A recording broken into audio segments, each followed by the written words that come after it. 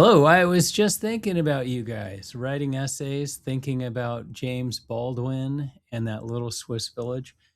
And I was thinking about the last time I did a similar assignment with this. It wasn't just James Baldwin, it had other people involved with it. But I wanted to reach out and kind of discuss this because I am worried about one aspect of it. We are not doing a workshop on this. There's no opportunity for you to have somebody else read this and say, hey, this is what's working, this is what's not working. And so I wanted to talk about some of the limitations on essays I've seen in this in the past. Probably the first thing I noticed coming out of English 1000 or formerly 300 is the retention of the 5 paragraph paper. And I'm going to do everything I can to persuade you from doing that. They don't work. They're fine for high school papers, they're fine for speeches. I've got 3 main points I want to discuss. Let me give you an introduction, and then I'll go over point one, then point two, then point three, and then a conclusion that summarizes this.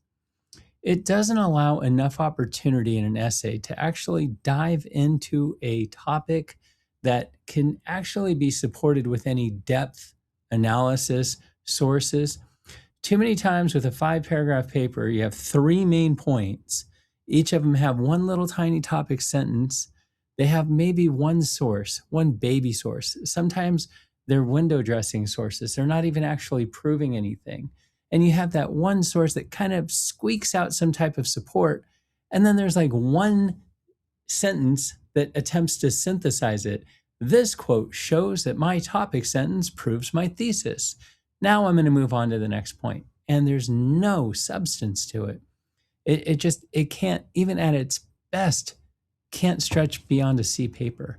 So I really want to push you. If you have 3 main points, unless they're building on each other in a meaningful way, unless it's really each one complicating the next, taking us deeper into the analysis of the subject, I really would urge you to stick with like one main topic and really develop it, get it from different angles, utilize different sources, come up with different ideas on how that is working and why it would be relevant.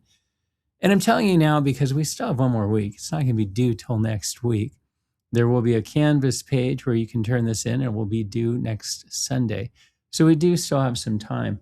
So that would be the first thing. The second thing, and I've already talked a little bit about this, is making it all about the little Swiss village. It's not all about the little Swiss village. Swiss village is certainly important. It is a gateway into the larger discussion.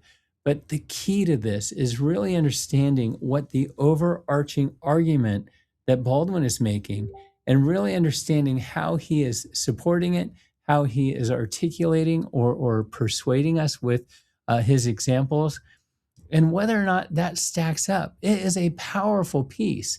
But just getting into the idea that this very intelligent person who's very sophisticated with his rhetoric walks into like a little village and is rhetorically superior to them and is speaking out in regards to his treatment.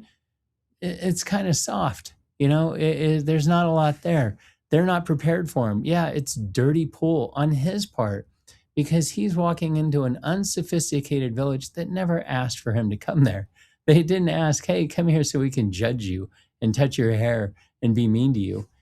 But he's still illustrating very important points.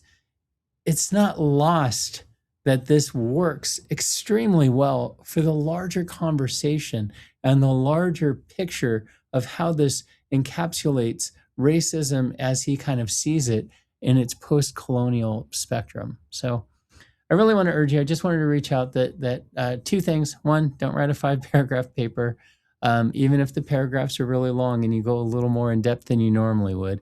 And second of all, the Swiss village is important, but it's not the end all. So, all right. Hopefully this will help. Thanks.